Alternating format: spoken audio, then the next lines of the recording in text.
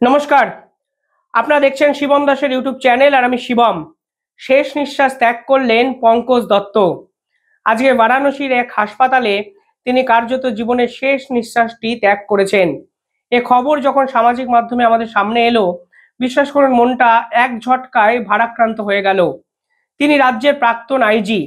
এই পদটা হয়তো তার কেবলমাত্র এক অলংকার, কিন্তু বর্তমান সময়ে যারা রাজ্য রাজনীতি সম্পর্কে চর্চা করি, খোঁজখবর রাখি, তারা জানি পঙ্কজ দত্ত শুধুমাত্র এই রাজ্যের প্রাক্তন আইজি ছিলেন না, তিনি ছিলেন সমাজ সংস্কারক।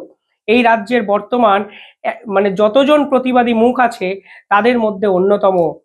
তিনি আমাদের মতো যে প্রতিবাদের ভাষা বেছে নিয়েছিলেন তার মধ্যে ছিল গঠনমূলক সমালোচনা।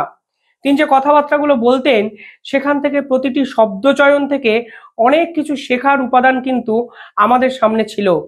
বাংলার মানুষ হয়তো আজ এই রাজ্যের অন্যতম প্রতিবাদী চরিত্রকে হঠাৎ করেই হারিয়ে ফেলল। তবে তার এই সমাজ থেকে হঠাৎ করে হারিয়ে যাওয়ার পিছনে রাজনৈতিক মহল কিন্তু উত্তাপ।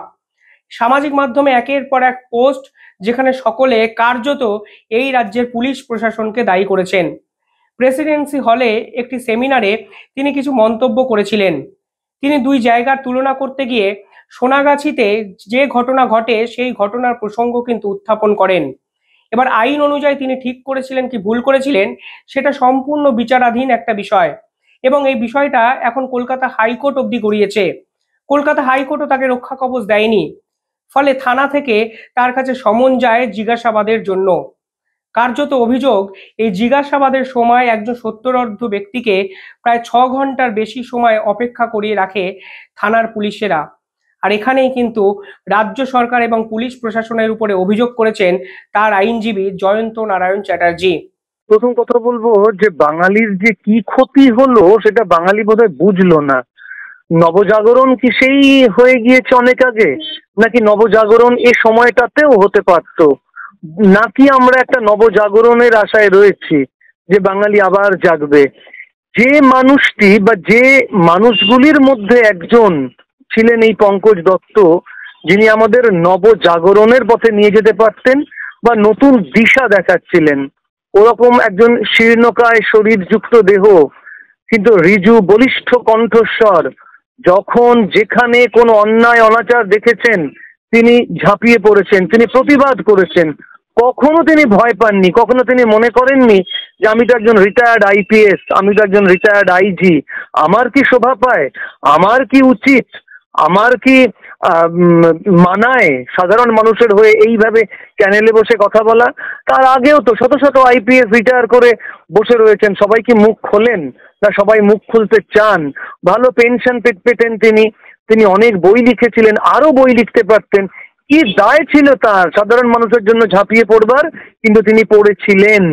তখনই মনে করা হয়েছিল তাকে চুপ করিয়ে দেওয়া দরকার। তিনি প্রেসিডেন্সি কলেজে ডিরোজিও হলে যে কথাটা বলেছিলেন তা শুধুমাত্র দুটো জায়গার মধ্যে তুলনা প্রকাশ করতে, আর কিচ্ছু নয়। কাউকে অপমান অসম্মান করা তার উদ্দেশ্য ছিল না। কিন্তু এক ধরনের মানুষ হয়তো হয়তো হয়তো কার অঙ্গুলি হেলনে তারা ঝাঁপিয়ে পড়লেন যে তাকে অপমান অসম্মান করতেই হবে। একটি মিথ্যা মামলা রুজু করানো হলো, তাকে থানায় ডেকে পাঠানো হলো, তাকে হেনস্থা করানো হলো। 6 ঘন্টা তিনি জল খাননি, চা খাননি, বাথরুমে যাননি, তাকে বসিয়ে রাখা হলো, হেনস্থা করা হলো। এই কারণে বলছি যে একজন অ্যাসিস্ট্যান্ট সাব ইন্সপেক্টর পদমর্যাদার মানুষ, তার প্রতি যথেষ্ট সম্মান রেখে বলছি, তিনি একজন আইজিকে 6 ঘন্টা ধরে কি জেরা করেছেন? এই আইজি ভদ্রলোকটির অপরাধটা কি, কোন ধারায়?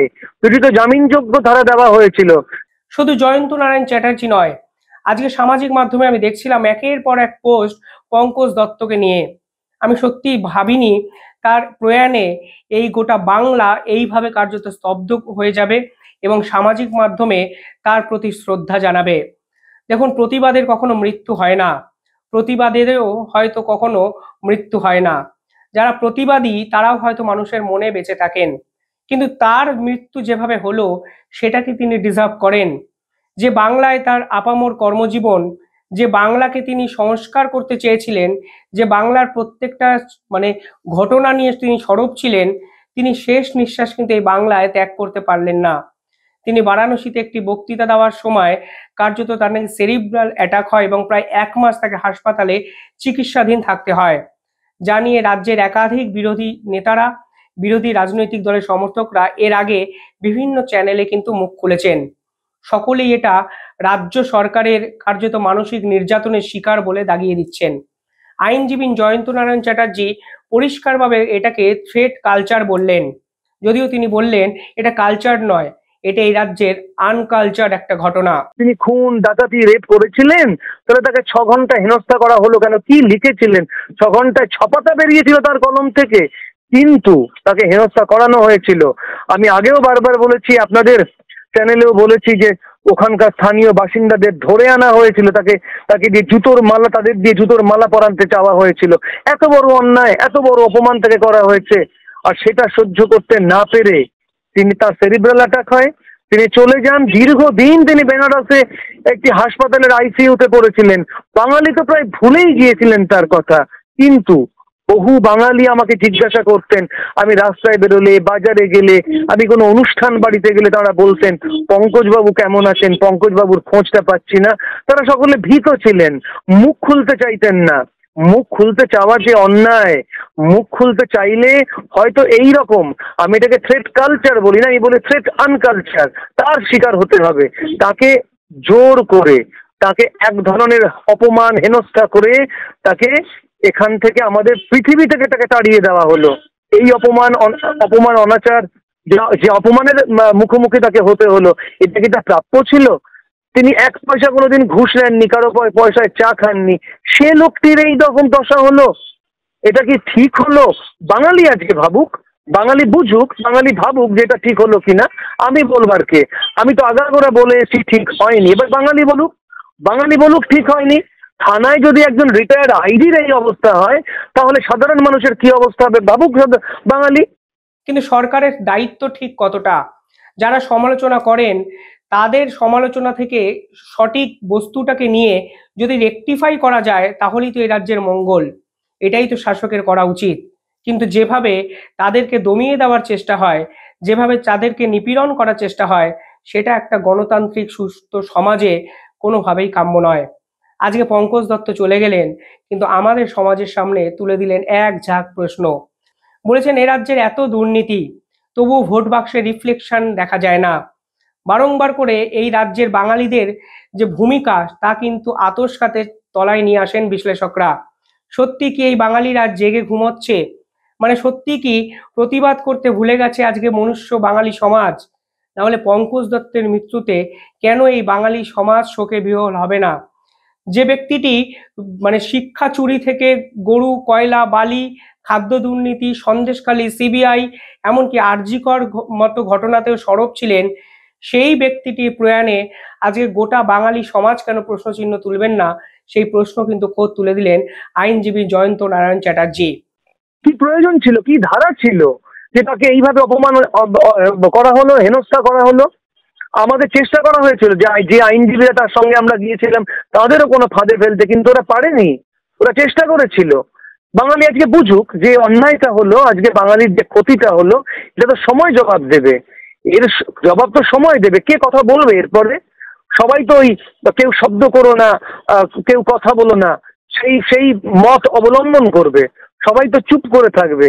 বিপদ হলে কে ঝাঁপিয়ে পড়বে বাঙালির পাশে? বাঙালি ভাবুক আজকে। আমি প্রশ্ন করছি আজকে তো আপনার চ্যানেলের মাধ্যমে, যে বাঙালি ভাবুক বাঙালির কি ক্ষতি হলো, বাঙালি অ্যাসেস করুক। এবার বাঙালি ঠিক করুক যে বাঙালি অন্যায় অনাচার দেখলে। আর তাছাড়া আরেকটা কথা বলা প্রয়োজন, যে গঠনমূলক সমালোচনা তাহলে করা যাবে না। গণতন্ত্রে তাহলে গঠনমূলক সমালোচনার জায়গা নেই?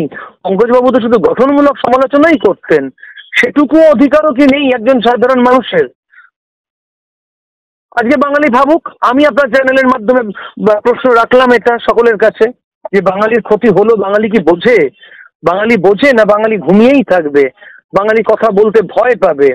আমি তো কোনো এমন কিছু কথা বলছি না যা গঠনমূলক নয়। গঠনমূলক সমালোচনাটুকু হোক, তাতে তো সরকারের লাভ হবার কথা। গণতন্ত্র তো এই কারণেই যে বিরোধীরা সমালোচনা করবে, গঠনমূলক সমালোচনা, তার থেকে সরকার নিজের ভুল বুঝতে পারবে, তাতে সরকার পরিচালনায় সুবিধা হবে। এবার ভাবুক বাঙালি কি করবে। তবে কি যে ক্ষতি হলো, কি যে শেষ মুহূর্ত অবধি আমরা তো অনেক দূরে ছিলাম, ফোনের মাধ্যমে যোগাযোগ থাকতো, খোঁজ নিতাম উনি কেমন রয়েছেন, কিন্তু ক্রমশ যেন তার শরীরটা বেশি খারাপ হচ্ছিল, মাল্টি অর্গান ফেইলিওরের দিকে চলে যাচ্ছিল। অবশেষে সেই ভয়ঙ্কর খবরটা আমরা আজকে পেলাম একটু আগে, যে তিনি আমাদের ছেড়ে চলে গিয়েছেন। আমি জানি না তাকে আনা সম্ভব হবে কিনা কলকাতায়, তার বাড়ির লোকের আনা সম্ভব হবে কিনা, কিন্তু তো এটুকু চাইবো যে অন্তত শেষ দেখাটুকুর অধিকার থেকে যেন আমরা বঞ্চিত না হই। পঙ্কজ দত্ত হয়তো জানতেও পারবেন না ওনার স্বাদের এবং স্বপ্নের বাংলা ঠিক কোন পথে এগোচ্ছে।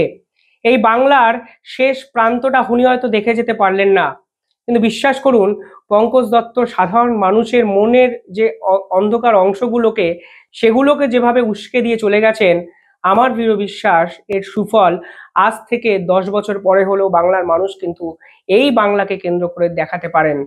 পঙ্কজ দত্তরা আসলে মরেন না। পঙ্কজ দত্তদের কথা, পঙ্কজ দত্তদের আদর্শ, পঙ্কজ দত্তদের নীতি হয়তো এই সমাজে বেঁচে আছে বলেই এই সমাজটা কিন্তু এখনো বেঁচে আছে। হয়তো এই সমাজে কিছু খারাপ মানুষের প্রাদুর্ভাব অনেক বেশি বেড়ে গেছে, কিন্তু বিশ্বাস করুন এই সমাজে খারাপ মানুষের পাশে এখনো ভালো কিছু মানুষ যারা প্রতিবাদ করতে পারেন, এরকম কিছু মানুষ আছেন বলেই হয়তো এই সমাজটা সময়ের সঙ্গে তাল মিলিয়ে এগিয়ে যাচ্ছে। সম্পূর্ণ খারাপ মানুষের যদি এই সমাজ ভরে যেত, এই সমাজ হয়তো অন্ধকারের অতল গহ্বরে হারিয়ে যেত। তা তো হারায়নি। এই সমাজ এখনো ভবিষ্যতের স্বপ্ন দেখে, যে স্বপ্ন পঙ্কজ দত্তরা দেখিয়ে যেতে চেয়েছিলেন। আমার দৃঢ় বিশ্বাস পঙ্কজ দত্তদের সাধারণ মানুষ, বাংলার মানুষ যতদিন বাঁচবেন তারা শেষ দিন অবধি মনে রাখবেন, প্রতিবাদী চরিত্র হিসেবেই মনে রাখবেন, প্রাক্তন আইজি হিসেবে নয়। ভালো থাকুন, দেখতে থাকুন শিবম দাসের ইউটিউব চ্যানেল। কমেন্টে জানাবেন আপনারা কি ভাবছেন। ধন্যবাদ।